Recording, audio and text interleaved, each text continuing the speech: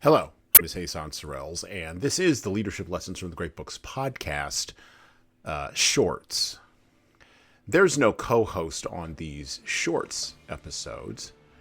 These are now around 2 to 4 minute, sometimes as long as 6 to 10 minute observations, ideas, thoughts, or rants about the literature, philosophy, psychology, and even the theology of leadership.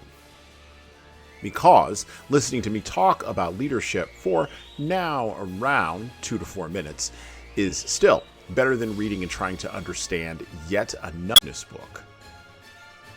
Even that business book your coworker won't stop raving about because it quote-unquote changed their life, but you can't see any difference in their leadership behavior. So how good could that author be? Violence is never the answer. This is a quip adults, particularly adults employed in the K-12 education system in the United States of America, often deliver unironically to children. The sentiment behind such an aphorism is admirable, but just because it is admirable, that doesn't make it correct or particularly useful. My assertion here may come as a surprise to some, as I am known as a conflict management professional, but sometimes violence is the answer. It just depends upon what the question is, who is asking it, and fundamentally, who owns the dictionary. Let me break this down for you a little bit. If a bully physically assaults me, and I must protect my person or the persons of those around me, then we absolutely are together in a space where violence, the minimally acceptable legal standard, is the correct answer to the question the bully is proposing by their physical actions. If the bully has yet to physically assault my person, then violence may not be the answer to that moment in the interaction.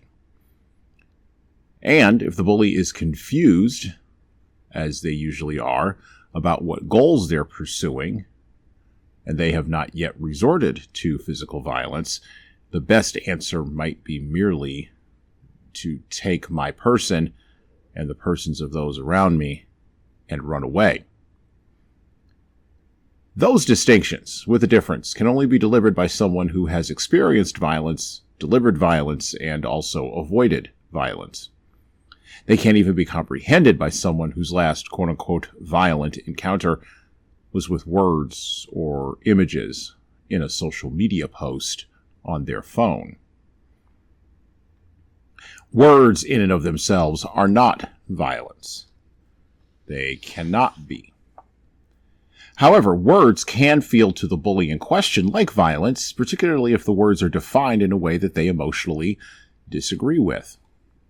The writer, C.S. Lewis, a veteran infantryman for World War I, wrote in Mere Christianity that, quote, "When a word ceases to be a term of description and becomes merely a term of praise, it no longer tells you facts about the object. It only tells you about the speaker's attitude to that object." Close quote. Mere Christianity, preface. That's the piece right there. Quote, "the speaker's attitude to that object." Close quote. I am not responsible for the bully's attitude to an object, to myself, or even to the society and culture they find themselves trapped in. And to try to encourage me, or inveigle me, or to blackmail or browbeat me into empathizing with the bully is either a case of weaponizing my feelings, or it could be construed as committing violence.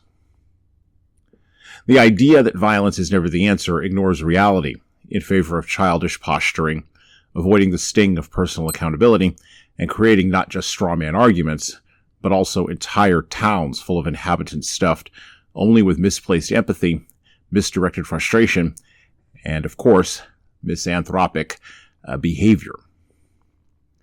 Leaders should avoid aphorisms that don't mean anything.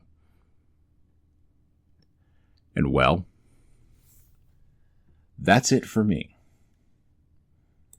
Thank you for listening to the Leadership Lessons from the Great Books podcast today.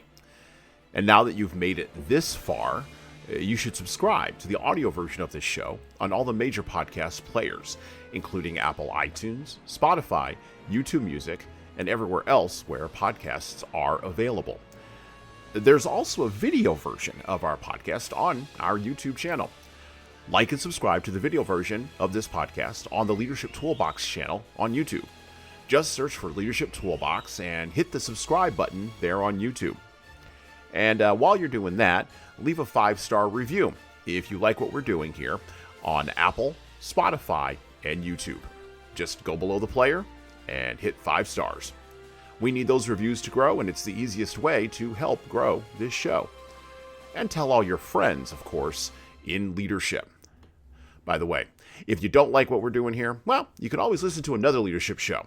There are several other good ones out there.